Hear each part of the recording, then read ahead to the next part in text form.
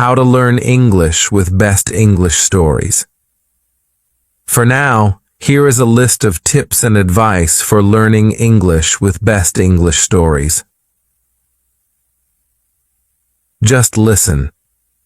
First of all, you don't really have to do much more than just listen to the episodes. I realized some time ago that a lot of the students of English that I met at school in London did not listen to enough authentic English. They were willing to spend money and travel across the world in order to improve their English. And yet most of them, for some reason, were not prepared to take a bit of time every day to listen to something in English. Why? I think partly this is because they didn't know what to listen to. A lot of people watch TV and movies in English. Fine. But honestly, that might not be the best way to improve your English. Film is very visual. A lot of what you understand from a movie is the visual storytelling. It's important to just focus on the audio, on the language. So, a lot of students didn't know what to listen to. They thought that they didn't have much choice. Actually, there's plenty of choice out there. The BBC has plenty of podcasts. There are loads of podcasts on different topics on iTunes, but they're all made for native speakers. They're too difficult to listen to, and ultimately, that's not motivating. There are some podcasts out there which are made for learners of English, but a lot of them are just focused on language learning at the expense of entertainment. They're useful, but they're a bit dull. This is less the case now because 5 years after starting this podcast, there are more interesting things out there for learners of English, including my podcast. So I decided that I'd try and create something for learners of English to listen to that they would actually want to listen to, beyond just learning English. Ultimately, I think to listen to English for extended periods of time, you have to have an interest in what is being talked about, or you have to find it entertaining. Otherwise, it's hard to really sustain your concentration, and it becomes like a chore. There is real value in listening to English for extended periods of time, but it's difficult to achieve because you get put off by not understanding things, or because the recording is a bit patronizing and dull. I don't want to blow my own trumpet here too much, because I'm sure that my podcast is not always as entertaining or as engaging as it could be, but I think the only way to get people to keep listening is to try and make it entertaining as well as informative about English. So, I record this podcast with you in mind, but I try to keep it as authentic as possible. I try to avoid being simplistic. I try not to grade my English too much. I know it might be challenging for you sometimes, but I attempt to hold your attention by talking in an enthusiastic way about subjects which I personally find interesting. Hopefully, the result is that you keep listening and that you feel personally involved in it somehow. Then, by exposing yourself to lots of English in this way, you are able to acquire the language, to pick it up in a variety of ways. Stephen Krashen and language acquisition theory. Let me now refer to the language acquisition theory of Stephen Krashen. This theory is very well known among language learning theorists, and it underpins a lot of what we know about learning and teaching English. Krashen believed that there are two ways to develop our language learning skills. One is through language acquisition, and the other is through language learning. Language acquisition means that it is possible for adults and children to learn language in a subconscious way, meaning in a kind of passive way, by simply engaging with the language. The important thing is that you focus on the message in a bit of language. So, when listening to Best English Stories podcast, this means focusing exactly on what I really mean, rather than just on the specific items of language I'm using. The primary focus is to just understand what I mean, hopefully at a fairly deep level, in order to laugh at something I've said or feel moved by it, and then you kind of pick up the language as a result of that. You might not be immediately aware that you've learned some new language in this way. In fact, this kind of acquisition probably informs your passive knowledge of the language. According to Krashen, another type of language development is language learning. This is when you focus on learning specific forms, like studying grammar rules, for example. It involves having some instruction by a teacher, perhaps in the form of error correction, or from a grammar book which explains the rules of English. The downside of this kind of learning is that it is rather dogmatic, can be boring, complex, and abstract. It doesn't necessarily replicate the organic way in which we pick up language as children, and doesn't quite allow the subconscious acquisition of language that occurs from just engaging with the language in order to understand a message being communicated. All right. So how does this apply to the way you can learn English? Well, I think it's pretty important to get both aspects of language learning into your life. This is what I call having a balanced diet. You shouldn't just study the grammar rules in a dogmatic way, although that is undeniably important. You should also attempt to just engage with the language as it is used in natural, authentic, and meaningful situations. How can you do that? Ideally, this would mean going out into the world and doing things in English. In fact, this might be the best way to improve your English. If you get a job that requires you to use English all day, you will improve quickly. It'll be really hard, but you'd be forced to improve. That's like a boot camp for language acquisition, because you're not really studying the language, you're just attempting to survive in it. You're really focusing on the communicative acts you are trying to achieve. You're really focusing on meaningful messages, and you naturally learn the most direct and effective way to understand and communicate meaningful messages. You might not be able to do that in your life. You might not have access to native speakers in that way. So, my podcast can be a substitute. It's not really the same as attempting to work in an English-speaking environment, but the key point is that you can replicate aspects of that experience by just attempting to follow or keep up with what I'm saying, and do that regularly over long periods of time, and you'll pick up massive amounts of English. So, just listen. Try to follow everything I'm saying. Try to enjoy it and engage with it. Listen regularly. Listen for extended periods.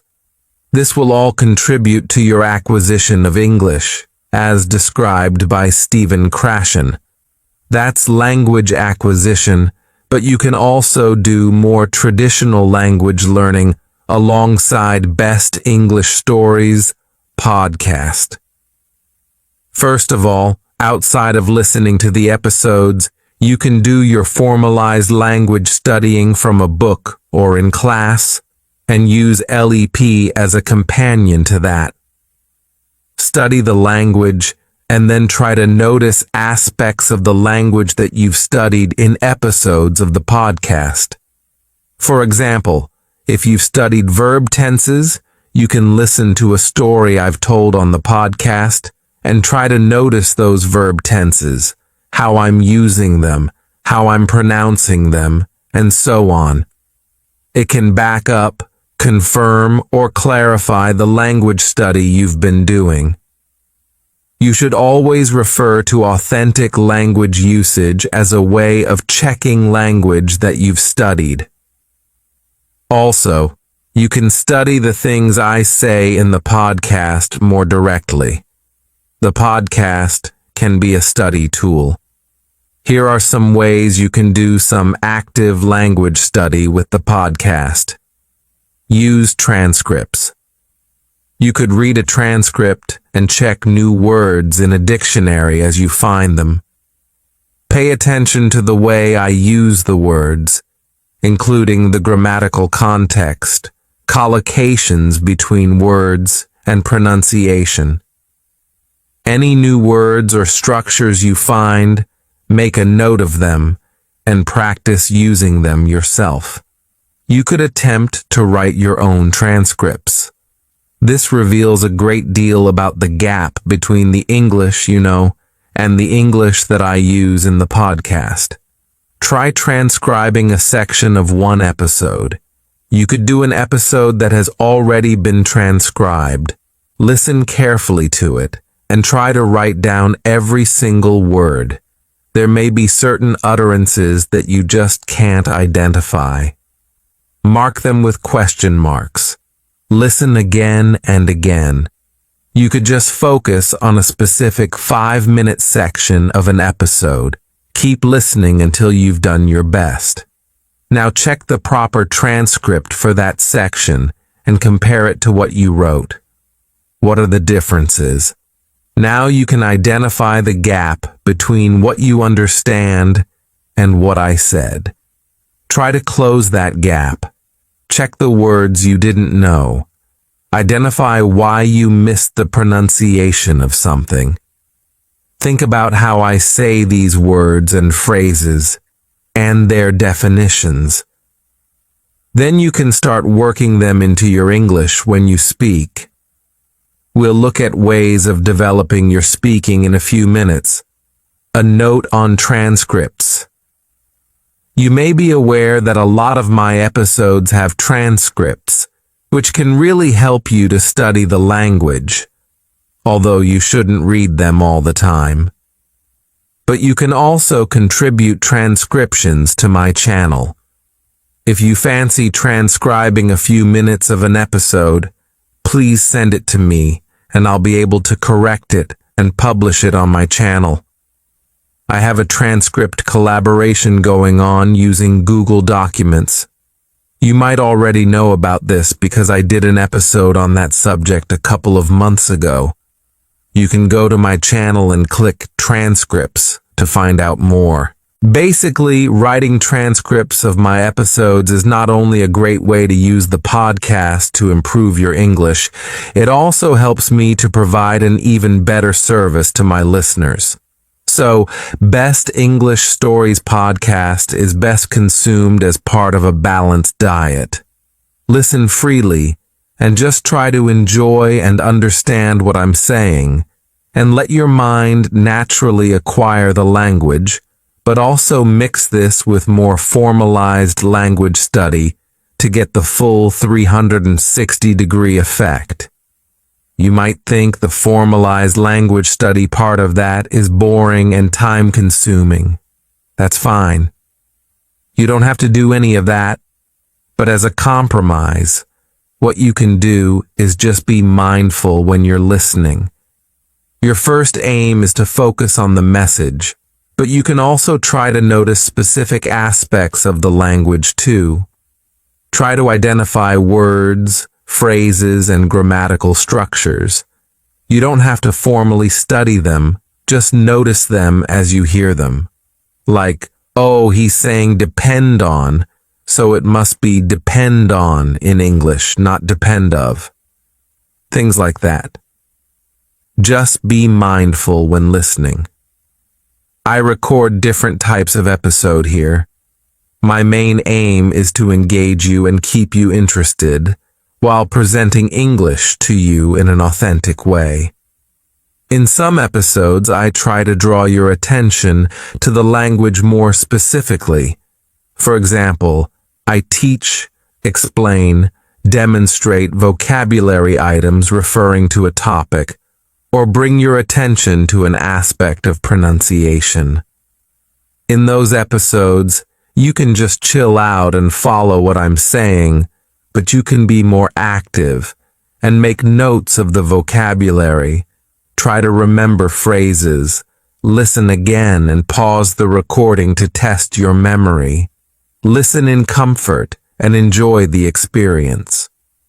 Krashen also writes about the effective filter hypothesis. This relates to the conditions in which learning takes place and how these can have a big effect on the successful acquisition of language. Basically, good conditions for learning are motivation. The listener really wants to hear what's being said and is keen to learn the language. High self-esteem and relaxation. These things allow the flow of acquisition to move freely without being blocked. Mental blocks occur when the learner is stressed, anxious, or feeling bad about themselves. This creates a mental block to the acquisition of language. I guess this relates to one of those situations in which you're in an unhappy language class. You feel stressed because of pressure from the teacher or from the judgment of your classmates. You feel low self-confidence because you don't get any positive reinforcement from taking part in a communicative exchange, and you're just not enjoying the experience of being there in the classroom. As a result, there is a kind of mental barrier which really prevents you learning anything. In fact, it might even make it worse because you associate learning English with painful or boring classroom situations. The advantage of Best English Stories as English podcast is that the emphasis is on fun, a lot of the time. You have nothing to fear or worry about when you listen to this. In fact, it can be an extremely pleasurable experience. I'm not just bigging myself up here. I know what it's like to listen to your favorite podcast. It's quite a personal experience. I listen to Mark Kermode and Simon Mayo's film review podcast on my way to work, and I can't begin to explain the joy of listening to it. They're like my friends, and I'm sharing a really nice conversation with them. I listen to their voices in private through headphones while I'm sitting on a smelly underground train with miserable people all around me, but I'm in my comfort zone. In fact, sometimes I'm disappointed when I reach my metro station because I just want to keep listening to the podcast. Hopefully, listening to Best English Stories English podcast is a similar experience for you. That's certainly the idea. This should be a personal and enjoyable experience for you, and I invite you to just enjoy being part of the podcast community. And remember that all around the world, there are other people like you, listening to me ramble on about stuff. There's no chance of the effective filter giving you a mental block in this situation because you should be in your comfort zone. That's the advantage of podcasting. You really can listen to this whenever and wherever you want, and you are free to get as comfortable as you please.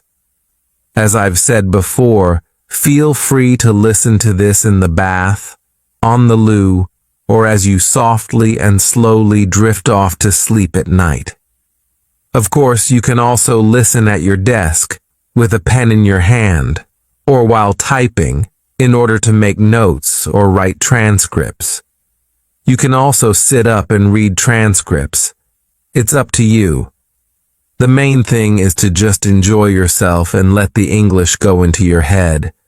Just imagine that my voice is bouncing around inside your mind, and lots of the words and sounds are sticking in there. You should certainly listen to episodes more than once. In fact, if you're interested in really learning English from this podcast, I think it's vital to listen several times. Once is not enough. In fact, you might only scratch the surface if you listen just once. Listening again and again will allow you to get really familiar with what's being said. You'll notice and remember things that you didn't catch the first time. Repetition is really important as a way of helping your brain notice patterns. After a couple of listens, you'll remember certain phrases, bits of intonation or responses, and they will be reinforced when you listen again. It might be asking too much of you, but you could even start to remember and repeat some of the things you've heard on Best English Stories' English podcast. I don't necessarily expect you to repeat everything I say, but perhaps you could memorize the lines of a comedy sketch that I present to you, and then repeat the lines to yourself or your friends, or just while you're listening again. I'm a bit of a geek and I love Star Wars. When I was a kid, I used to watch Star Wars on heavy rotation. I'd watch it again and again. Now I can remember all the lines from the film. In fact, I don't just remember the lines, I remember the bits of music and sound effects too, as they occur in the film. It's the same with Monty Python films and sketches. I've watched them so many times that I can repeat a lot of the script from memory, and in fact some phrases from those movies have found their way into my vocabulary. You can do that too, by listening to episodes more than once, and listening to some comedy sketches which I present to you many times. Soon I'll be doing an episode about Monty Python. For some reason, Monty Python sketches are very memorable. In fact, there are several generations of people in the UK and America who grew up watching Monty Python films and who are able to recite whole sketches to each other. Again, you can do the same thing, realize that there are some terrifically funny things in English, and use that as a way to pick up language. There are a number of different areas to focus on with English. 4 skills: listening, reading, writing, speaking language systems, grammar, vocabulary, pronunciation, discourse. Listening. I've already talked a lot about the benefit of just listening for fun, or listening in a more active way. I did mention that it's good to be comfortable when listening. I should add, too, that I think it's important to try and listen to things that you don't completely understand. It's fine to listen to things that you don't understand completely, and the general opinion on this seems to be that you should push yourself when you listen, and don't get put off if there are things you don't understand. It's in that challenging experience that your brain is really piecing things together. For example, if you struggle to understand my conversation with Daniel Burt, that's fine. In fact, that struggle is good. Listen again and keep trying. Don't give up. Push through those moments when you don't understand. Keep going. Don't let confusion stop you. Also, try to identify subtle differences between accents. You may only notice little differences at first, but eventually you'll be more and more aware of the differences between accents. Eventually you'll be able to say, this guy is from the north of England, this one's from Australia, or whatever.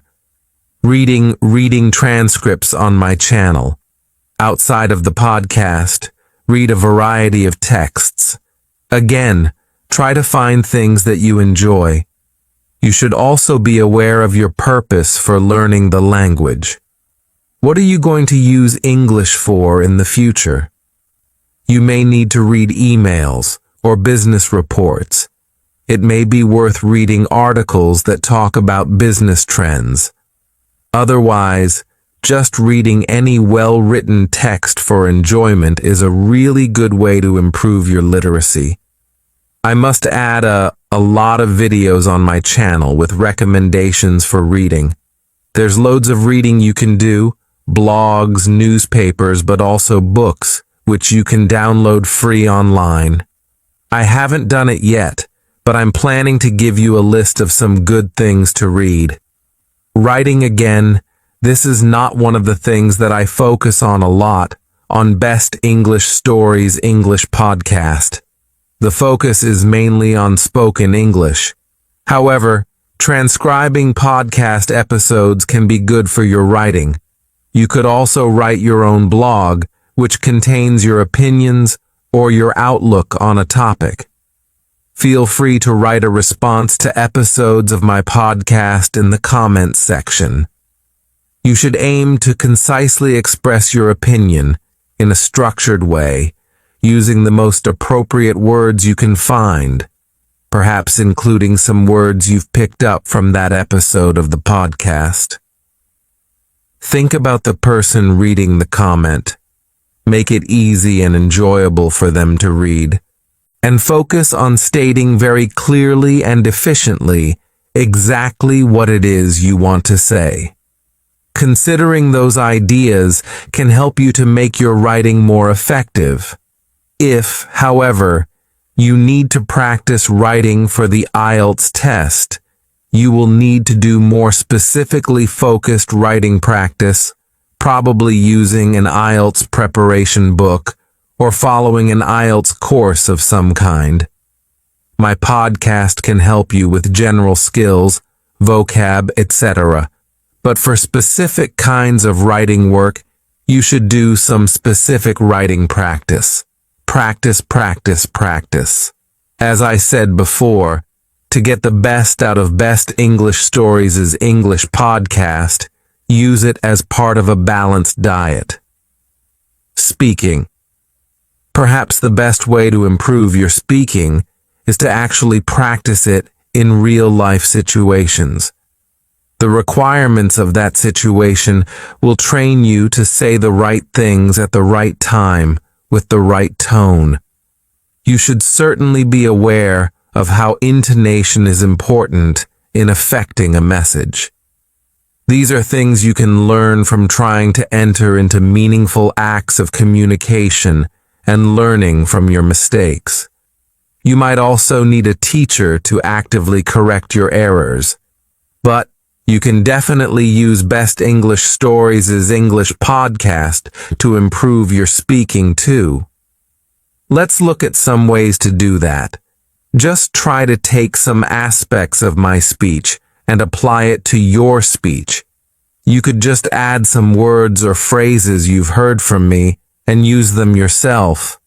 Or you can pick up some speech patterns, pronunciation from me and add that to your speech too. If you like, you could use my speaking as a kind of model for your own speech. More specifically, you could copy and repeat some of my sentences. Listen to a line I say, and then repeat it and try to sound exactly like me. You could listen to phrasal verb episodes, and whenever I present an example sentence, pause the episode and repeat it after me. Keep doing that until you feel your version is pretty similar to mine. So just listen and repeat until you've worked out how to make the same sounds as me. Think about vowel and consonant sounds, combinations of consonants, and how to make those sounds with your mouth. Think about connected speech, what happens when words are pronounced fluently together in a sentence. They might get pronounced differently. Certain sounds may be dropped when words are linked, and some sounds may be added when words are linked too. Pay attention to these aspects of pronunciation. I should do a whole episode on connected speech, and it's one I've had in the back of my mind for ages. Pick an extract from the podcast with transcript and record yourself saying it. Compare your version with my version. Then, work on the transcript. Underline the stressed words. Add lines to represent pauses for emphasis. Identify word links in pronunciation.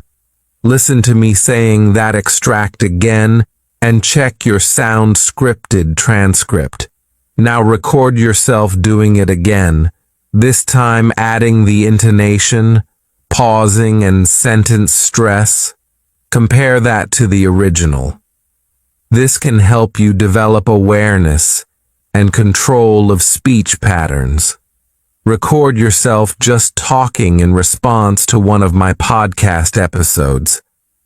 If I've talked about UFOs, for example, not yet, but I will, then you could record yourself talking about UFOs too.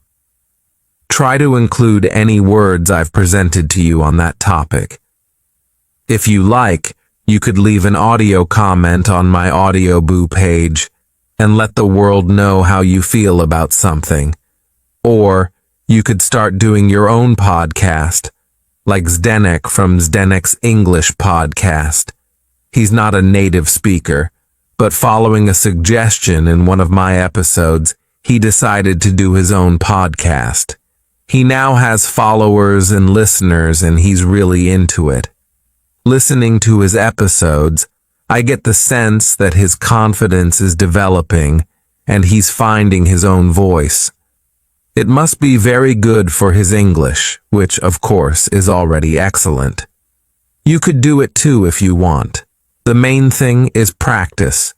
Use as many opportunities to practice as you can. Join clubs to meet English speakers. Use the internet. Find groups on meetup.com in which people are doing language exchanges. Put yourself outside your comfort zone. Don't be shy. Give it a try. Take the initiative. No one can do the speaking for you. There's no shame in making mistakes. You have to be in it to win it. So open your mouth and get talking. Remember that English is about what you can do, not just about what you know. Be active. Find your voice in English. If you're in a classroom, don't be one of those quiet students. It's completely up to you to start talking, and why not do it in the safety of a language class? That's the whole point. Speak up in class and use that as a safe place to experiment and make mistakes. Experiment. Switch off your editor. Don't listen to the voice in your head which is telling you to keep quiet or telling you that you can't say something because it might be wrong. It does not matter if you're wrong. Remember that you have to say something wrong about 5 times before you get it right. Get through those 5 times nice and quick, and then you'll be fine. Sometimes, opening your mouth is the hardest thing to do, but once you've started speaking, it gets easier. Keep up the momentum. Keep your voice warm. Stay positive. Enjoy expressing yourself. Your teacher will love it if you are an active member of class. In fact, you need to prove to your teacher that you're making an effort. We always like those talkative and positive students. Use that to your advantage. You'll be more likely to get good grades and get leveled up. Be nice, be friendly, be talkative, but also listen to others and help them too. That's a recipe for success for any language learner.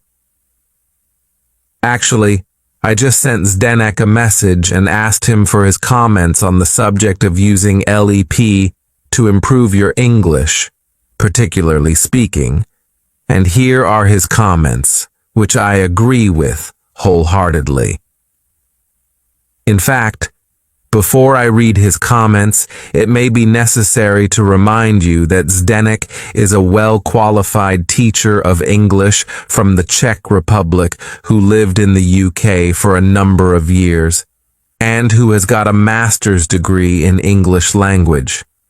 So, He definitely knows what he's talking about. I'm sure many of you listening to this have similarly good advice and comments on this subject. I am very keen to encourage you to share that information. You can leave text or audio comments under this episode. So here are Zdenek's comments. How can listening to LEP improve your speaking skills? It can mainly improve the following skills, sub-skills. 1. Listening, obvious. 2. Reading, spelling, reading scripts, additional notes. 3. Writing, spelling, script, feedback or Thanksgiving emails to Best English Stories. 4. Grammar, listening to grammar patterns as part of exposure theory. 5. Vocabulary, learning new vocab also guided by the exposure theory. 6. Pronunciation, passive listening. As for the speaking, it is a different question. If you want to improve your speaking through LEP, you have to approach this actively. Not everyone is willing to do this. Some people tend to be shy, have approach anxiety, etc., and prefer listening to the podcast as passive recipients. That is fine. However, here are some suggestions on how you can actually improve even your speaking skills. 1. Contact someone via LEP community. There are a lot of interesting people eager to learn English from all around the world. Contact those who have a similar level as you. This way you can both benefit and learn from each other, and no one will get bored. Ideally, have an interest in common, sci-fi films, sport. You already have one important topic in common, LEP. Try to befriend these people, add them on Facebook, start Skype conversations with them or something. 2. Record yourself speaking about a topic. Ask yourself questions related to LEP. Answer these questions or just practice vocabulary. Best English Stories teaches you. Listen back to yourself. Try correcting your errors. Re-record. Compare your recordings you made some time later to see your improvements. 3. Record comments in Audioboo, max 3 minutes. Why is everyone so shy? Is everyone afraid that they will be judged? Who cares? Just be friendly, and you should be accepted by the community. Best English Stories is a teacher. He deals with mistakes every day. We all make mistakes.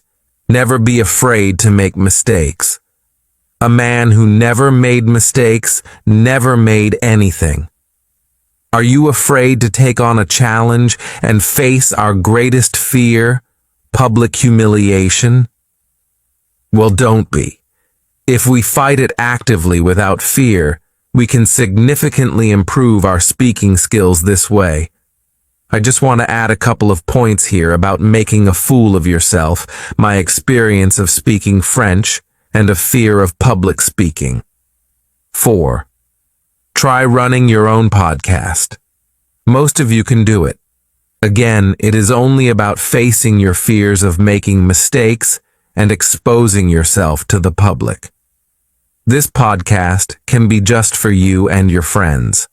I make loads of mistakes in my podcast, and I am a teacher. I feel ashamed. I have to edit them out. But if you are not teachers, why worry? And even as teachers, you shouldn't worry. 5. You can always speak to yourself in the mirror and go crazy. Become the next Hamlet. Speaking is not about passivity, so move your arse and find some interaction. Note, by following these tips, you will work on your English speaking skills, pronunciation, actively, grammar, vocab. You can focus on trying to use expressions best English stories has taught you. Listening skills, as you listen to your friends talking, for example. There are so many benefits to active speaking practice. Thank you, Zdenek. As I said before, I welcome your comments too. Let's share our thoughts on this subject together. It's time for my LEP ninjas to come out of the shadows and deliver some powerful advice.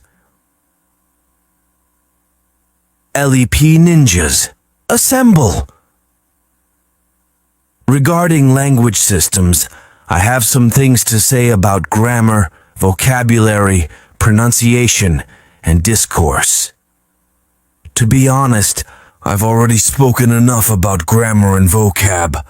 Let me just remind you of the theory of exposure. I've talked about this before. The idea is that by listening to lots of English over extended periods, you're feeding your subconscious with all the patterns of English usage. Your brain is hearing all these patterns of English, including frequent word combinations like prepositions, tenses, features of pronunciation, etc.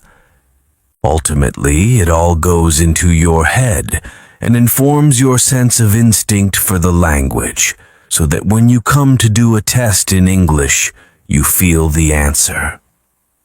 You know that this particular preposition goes with this particular verb just because you've heard it a number of times before, and so it feels natural. Feed your head with English.